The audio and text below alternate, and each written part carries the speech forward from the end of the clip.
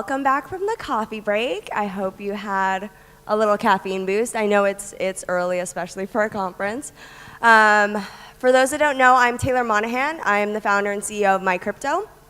And I'm going to talk a little bit about fixing Ethereum's fragmented user experience.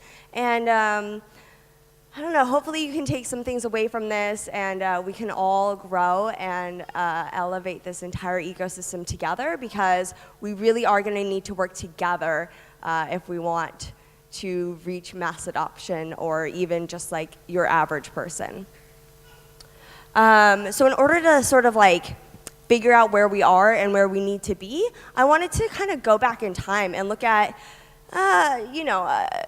the internet and how the internet evolved. Back in the early 90s, this was pretty much your computer experience, which was way, way better than, say, in the 70s and the 80s, but it was still a pretty rough experience. And I was doing some research, and I was trying to figure out, what did people back then think of the internet, right? What did those early geeks, like, how do they describe it? And I found this really amazing quote that literally seems like it could be talking about crypto today. And it says, the internet itself is a rather loosely organized, with no one really in charge. And as this guy Ross put it, it's amazing that it even works at all. And I just like, I read this article about the internet in 1993, and I was just like, oh my God, this is literally us right now. And another quote from this article, again, I was just like, this is us, this is it right here. The internet is quite difficult at first because it uses a computer operating system called Unix, which few people are familiar. And this is from like this high school sort of article magazine. And so these two students, Robert and Jason, wrote a manual for all their fellow students on literally how to use the internet. And then moving forward a little bit, we had this sort of amazing, annoying thing that came into being. Basically, AOL started with floppies, and then they transitioned to CDs. And I think the quote was, at some point, 50% of all CDs manufactured had an AOL logo on them. They literally, like, carpet bombed everyone with these CDs. And these CDs allowed people to, you put the CD in or the floppy in, and it would give you access to, like, your little AOL panel. You could get your email. It was still, like, pretty rough, as we'll see in a minute, but it definitely was a huge step forward. And so Jan Brandt, who was the chief marketing officer, who kind of like created this entire idea to basically give everyone floppies, described it as this.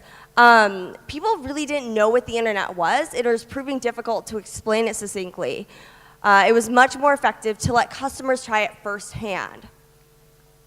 And this was like one of the very, very early UIs for AOL. I'm sure some of you are having flashbacks right now. And she dove deep into sort of the decisions around these CDs and the struggles that they had. And one thing that she found was she was constantly sort of in this battle with the engineers at AOL because they wanted to make like the best software possible. But the bigger the software was, the less likely it was to fit on like one floppy or even one CD. And she would just like have to drill it in your heads.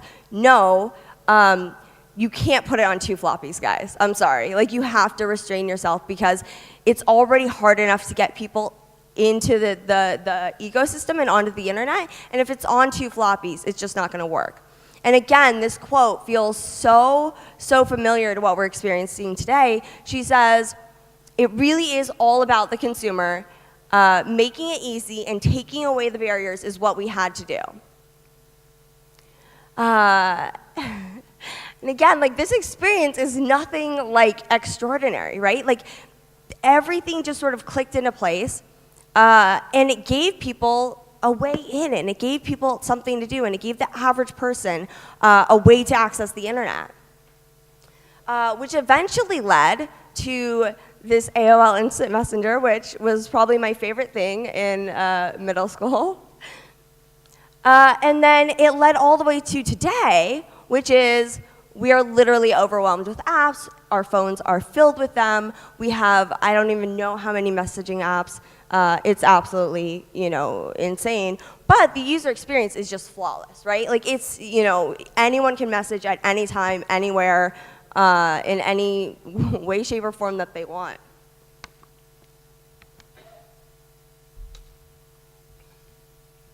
So, instead of sort of continuing forward with today, let's sort of hop to like the future and where we want to be. Ideally, where do we want crypto and the blockchain and this ecosystem to be in, say, 10 years, 20 years, 30 years, 40 years, whatever. And so I didn't really have any huge insights myself, so I pulled some from really, really smart people in this ecosystem. And Eric Voorhees recently said that people should be able to transact as easily as they can communicate with each other. I can send an email, hop on a video call, shoot off a message from my phone, my computer, to anyone in the world very easily. Borders don't matter. There's no cost. No one can censor me or stop me. When financial interactions are that easy and effortless and accessible around the entire world, we've won. Okay, and if you think about it, if you think about early internet days, if you think about even just AOL Instant Messenger, and then where we are today with communication and messaging, that sort of like the leaps and bounds that we've made in that evolution, that's where what we need to do with the sort of the financial transactions right now. Another great quote from Andres Antonopoulos, this isn't just about banking the unbanked, it's about unbanking all of us. And it's not just access to a bank account, but access to the full power of a financial institution, the ability to trade, transact anywhere in the world in a very, very short amount of time, 24 hours a day, 365 days a year, without any limitations in any currency. And again, these are the same things that Eric was talking about before, right? Like, it should be for anyone. Borders should not matter. Time shouldn't matter. Location shouldn't matter. Who you are, what class you are, where you were born. None of that should matter. Everyone should be able to access this stuff. And then lastly, Jeremy loves, and I love his sort of how he thinks about tokenization, right? And the tokenization of literally everything. And he looks at the blockchain as not, like he looks at the internet as data exchange, and he looks at the blockchain as value exchange. And he thinks beyond just money. He thinks beyond just these financial transactions. He thinks about everything being tokenized, and then being able to have a really transparent record of everything, and then also being able to trade and transact everything. So it's not just money we're talking about. This could be property, or this could be more intangible things. They can all be recorded, it can all become transparent, and it can all be on the blockchain. So now let's get real for a second. Let's talk about where are we right now in this ecosystem. This is how to use the killer dApp today. You guys ready? It's pretty amazing. All right, so first you're gonna sign up for an exchange. You're gonna give them your name, your email address, your actual address, your birthday, your ID, and a selfie. You're gonna wait for them to verify you. You're gonna finally buy your Ether with your fiat. You're gonna wait for that to all happen. Then you're gonna wait for the exchange to actually give you your Ether. Then you're like, oh no, I need to pick a wallet. Oh, everyone tells me I should have a hardware wallet. Okay, let me get a hardware wallet. So you wait for that thing to arrive in the mail. You learn how to use it. You set it up. You make sure you back it up. The USB cable is a flaky piece of shit. So you gotta get a new USB cable and fix that. And then you need to find your address. And what the hell is an address? That ugly thing. I'm supposed to type that? Are you serious? Oh, no, I have to copy it? I really, really have to copy it? All right, so I copy it, I go back to my exchange, I paste my address, I wait for the exchange to send the Ether to my new wallet. Why do I have less Ether than I originally sent, by the way? Like, I sent 10 Ether, I have like 9.9999987? Okay, cool. Oh, and in order to use this dApp, I need your token? I have to do this entire thing over again with your token. And I need a dApp browser. So everyone says MetaMask, I use MetaMask, I hook my hardware wallet up to MetaMask, I go to the dApp, I wait for IPFS to load the dApp. Oh, awesome! Augur is a decentralized Oracle peer-to-peer protocol for a predictable market. So I accept the terms without reading. I explore the dApp. I find a button. Look, I found a button, guys. I found a button. I'm going to click it. I'm going to click it. I'm going to click it. Oh, my freaking what is this? What am I supposed to do with this? That. I'm going to run, okay? I'm going to run. That's terrifying, okay? And then after I've regained my composure, I've read a bunch of Reddit threads. I've regained my confidence. Everyone on the internet is telling me, you can do this, Taylor. I swear, you can do this. I go back. I click the button in MetaMask. I just trust that everything's going to be fine. And it tells me that I need Ether in order to send these freaking tokens. So I go back to my exchange. I buy more ETH. I send more ETH back to my address. I check my wallet. I go back to the dApp. I click the button again. I confirm the transaction. I click the transaction. I'm now on EtherScan. I don't even know what all these numbers mean. I close everything. I go back to the dApp. And it turns out, oh, hey, I did it. It went through. I don't know what I did, but I did it. Now what? That's what. If we continue down this path, the decentralized future is 100% canceled. We cannot have that be the experience, okay? We just can't. We have to figure out how to break down those barriers, how to make this easier, and how to allow average people to do the things that they want to do and access this value without having to read a manual or a book. So this is sort of the state of the ecosystem. This is how I imagine it in my head right now, right? We have exchanges. We have the fiat on-ramps. We have the wallets. We have the dApp browsers. We have the dApp interfaces. And I separate the dApp interfaces, like the Augur interface. When you arrive at that site and you can click buttons, I separate that from the sort of smart contracts and the protocols because they really are different. We have all these decentralized finance systems. We have these tokens. We have education, which there's a lot of people doing a lot of amazing things with education. But how do we bring that inside where people actually need it so that I'm not, 50 tabs deep? And this sort of how fragmented this all is results in users not being able to get in, which results in dApps not being able to get users. We can't unbank. We're still really, really reliant on these centralized forces.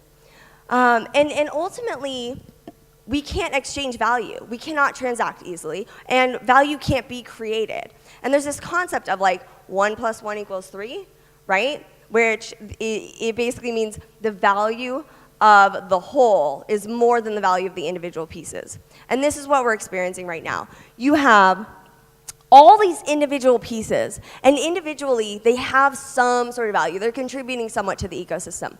But if we bring them all together, if we make their relationship really, really seamless, the value is going to be immensely, immensely larger because it's actually going to empower people to interact with these technologies and interact with these dApps. So the big question is, how the hell do we get there, right? This is what you guys are here for, I assume. How do we get to a big, happy, huggy, ecosystem where everything is connected really seamlessly? So the first thing is that we need to connect the pieces. And this is probably one of the biggest things that we're experiencing right now is that when you're interacting with a dApp, you might have your hardware wallet, and then you have your MetaMask, which is like your Chrome extension, and then you have the dApp interface, and they're all very separate. And the information that the dApp sends to MetaMask or Trust Wallet or whatever is very limited and it's very technical. And it sort of has to be that way because of the trust factor. You can't just have like any dApp send anything to MetaMask and display it. But it results in really, really confusing interactions for the user. So we need to figure out how to more seamlessly connect these pieces. We need to figure out how to get the education in line inside the dApp. We need to improve the user experience of these things.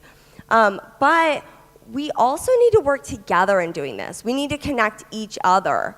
And one thing that I've noticed at this conference specifically is we have about I think 4 or 5 X connects in the ecosystem now, and they're all trying to solve the same problem, right? You have the Wallet Connect, the RJ Connect, the Mu Connect, all the connects. I was joking on Twitter. I said that we're going to make a Connect to connect all the connects. I was joking, but how do we get to a point where everything is connected, and how can we use everyone's strengths to connect those pieces? And for those who are building products in this space, regardless of where you stand in this space, education and onboarding is immensely important. And another conversation that I've been noticing lately is that, oh, it's X persons, it's the wallets that should be onboarding, or it's the fiat on-ramps that should be onboarding. And in my opinion, that's not gonna work. Everyone needs to be onboarding. Right? Everyone needs to be teaching people not only about their product and their value and the core concepts and the why, but they also need to be sort of like fitting that into the larger crypto ecosystem. They need to be instilling values into their users so that their users understand why they're there and what they're doing. And if you rely exclusively on Coinbase to onboard people into crypto, we're going to be in trouble because the values that are going to be instilled in those individual users may not 100% align with what you want your users to see and feel and do within your decentralized application. And this ties back into the first point a bit, but I'm a huge fan of competition. I think competition forces us all to be better, right? If we don't have any sort of competition, you can get lazy, you can forget that there's new remarkable things being built. But that doesn't mean that we should be building the same thing 80 times when we could work together and just build the one thing 80 times better. And this is with the Connects, this is like the perfect example of that. We need to be working together to create like the best sort of interaction layer that can help everyone. Because if we don't, the reality is that when you build a dApp and you're presenting it to your users, the first experience they're gonna have is like 80 different buttons with 80 different logos that say like, and if you wanna use this service, you can click this, and if you wanna use this service, you can click this, and if you wanna use this service, you can click this. When the user is really interested in using your dApp, right? So how do we get them from the real world, the traditional world, the world that they live in today, to actually getting the value out of your dApp? And that is, I think, the biggest point that sometimes gets lost in these conversations, is that we are all creating value for people. Okay? We're not creating technology for technology's sake. We're not being decentralized for decentralized sake. We are using these technologies and using these values and instilling these values in others and giving people the ability to access that value for people, whether that's to connect people, to empower people, to bank the unbanked, to give access to financial tools to those in countries that don't have financial tools. Whatever the point of your decentralized application or your product or your whatever is, think about the people, okay? It's so important that we remember that we're building these things for each other, for the larger world, for this unknown user, for someone in some country that you've never even heard of. And if we can create that value and pass that value along and allow people to access their value, we're gonna be in a very, very strong position.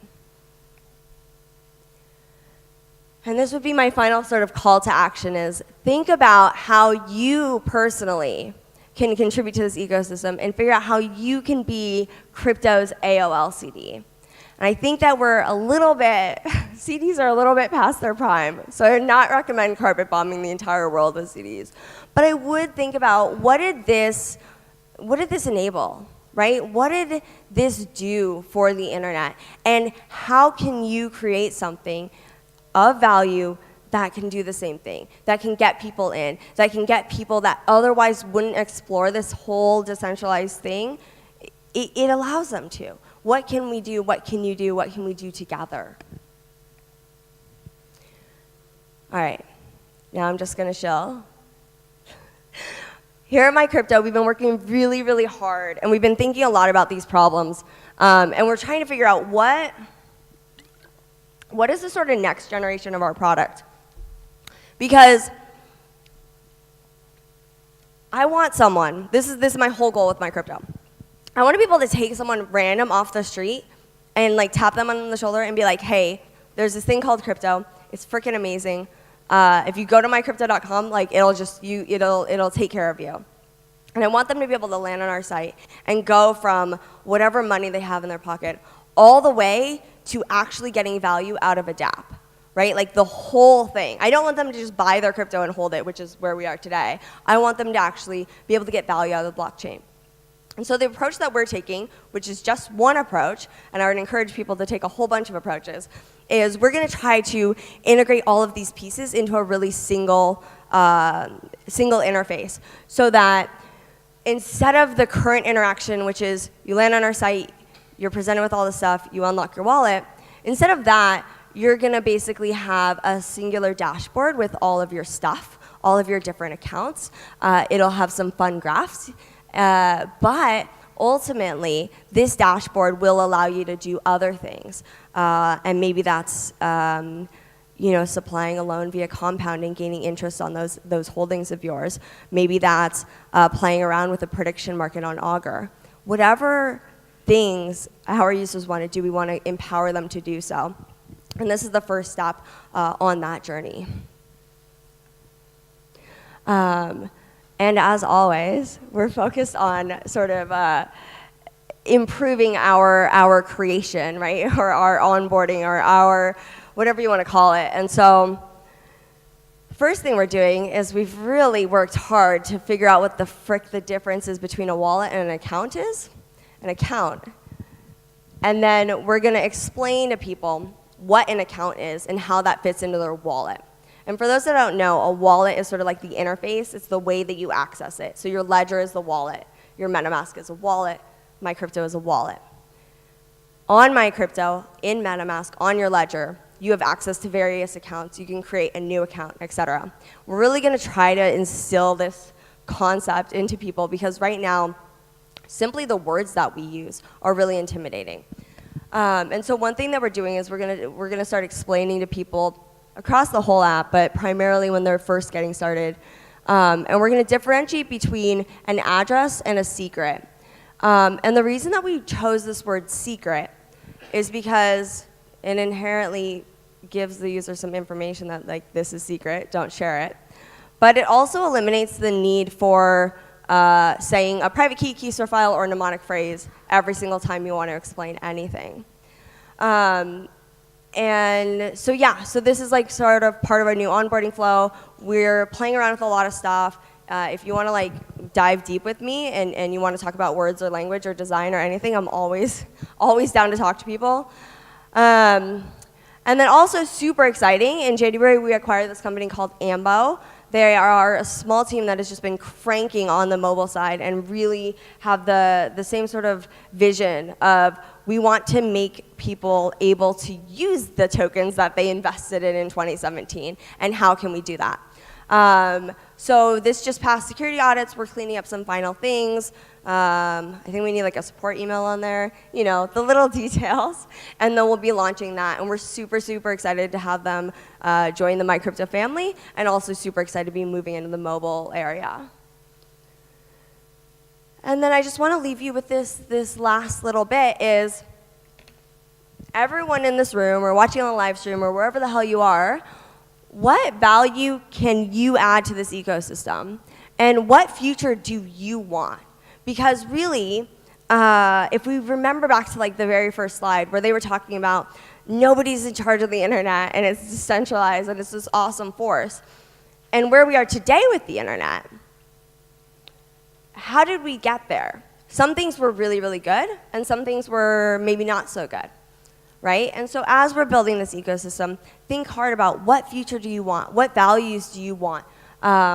What value can you add? How can we work together better? And if you are interested in adding value via MyCrypto, I am always looking for amazing people to join our team. We're a remote company, so you can work from anywhere. And yeah, jobs at MyCrypto, or you can just tailor at MyCrypto, or you can just find me. I'm always around. And yeah, that's all I have for you. I am Taylor Monahan, and thank you so much.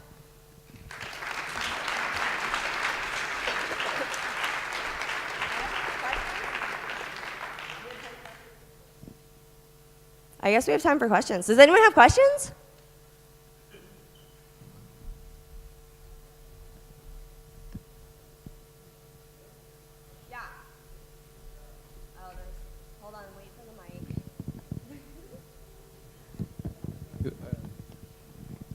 1, 2? Yeah. Yeah. Thanks for the nice talk. I just want to ask about this dashboard with the statistics, etc. When is that going to be rolled out? Soon, TM? Okay. So it's all the pieces are sort of like designed and together, the interface level. Now we're hooking up all the pieces and making sure that we do it securely, because it fundamentally changes how we interact with accounts. So I don't know. You're sitting next to the engineers on my team. You can ask them for a timeline, and then like maybe 4x it.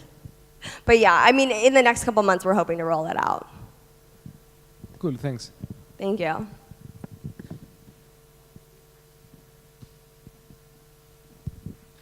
Very cool presentation. So one question I had is that basically you have discussed about several problems we see in the space, from education to like taxonomy, if you want, and interfaces, and also on the fact that competition is good, but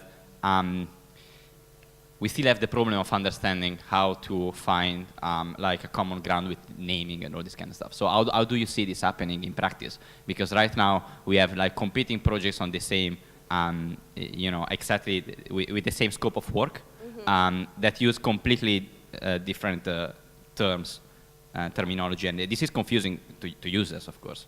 So, yeah, and it's been difficult since the early days. You know, I was in 2015, like, okay, we can't use this word private key. We shouldn't be even using private keys. Like, this is a concept that people they just can't wrap their heads around. And we've seen that over time. You know, a lot of people have come to the realization, which has led to, instead of like instead of having a singular thing that people refer to, we have like 20 different things that people refer to. So what I try to do is that when we choose new language or new terms or new whatever it is, I try to be really aware of what other people in the ecosystem are using, and if I can, like, do everything in my power not to use new words, because it's that old EthCC comic where, you know, you have, I'm gonna make the perfect standard, and then, oh, there's 15 standards. We have, you know, a lot of people are working on solving these problems. Some of them are in like EIPs, so they can be a little bit hard to access, but, you know, things like QR codes, things like URIs and URL strings, things like, you know, a lot of these sort of low-level specs that a lot of different apps are gonna use. Either finding the EIP that's already been created on it and being part of that discussion, or creating your own EIP that basically goes over how you're going to be using it and proposing it as a standard for the entire ecosystem can be really helpful. Obviously, it's not the perfect solution for things like language, because, you know, you can't really do an EIP for like, hey, we're going to call this X. But for those, I would definitely, you know, have conversations with people in the ecosystem, provide your arguments for why you think this word is best, and, you know, have conversations with like your competitors and say, why aren't you using this word? Can we all use this word? You wanna shill EIPs? Can you give him the mic?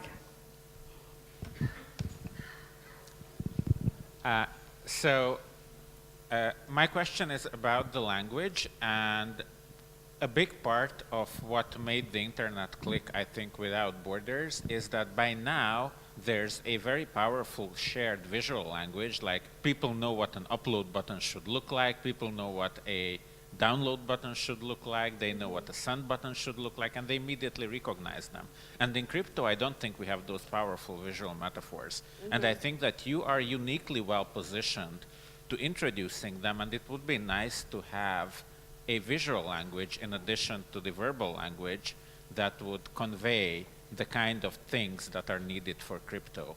Are you, like, and I think that, like, your my crypto is best positioned to kind of introduce people to a new visual language. Are you moving in that direction as well? We've thought about it a lot. We did a lot of user research and a lot of sort of experimentation, especially around sort of this, the concept of like your private key and your address makes your account and stuff. And then we also did stuff around your password plus your private key equals your key store file, things like that. I wasn't exactly convinced that it would change the world, but now that you bring it up, maybe we can talk after. And yeah, I have a lot of initial wireframes and notes on it. We haven't implemented it yet, but I would love to discuss further. Yeah. Yeah. I've got one question. Don't you think that I think that the other problem of apart from usability of the crypto world is that probably there's not much value for random folks. You said that you would like to pat random folk on his back and tell him about this crypto and how awesome it is. Mm-hmm. I'm from the developer community, like the normal developer community, and there are a lot of folks who apparently get all those private key stuff and all those things, but for them they don't see much what to do in this world. Like I've been able to convince them to create their wallets. Even we shared some tokens. We even built some random tokens for ourselves and shared them. But there's not much after it. This next internet is like an internet premium, in which everything is paid for. Like every transaction that you actually upload to the blockchain is paid for, and normal internet is free. So in this premium internet, I don't see this premium value yet.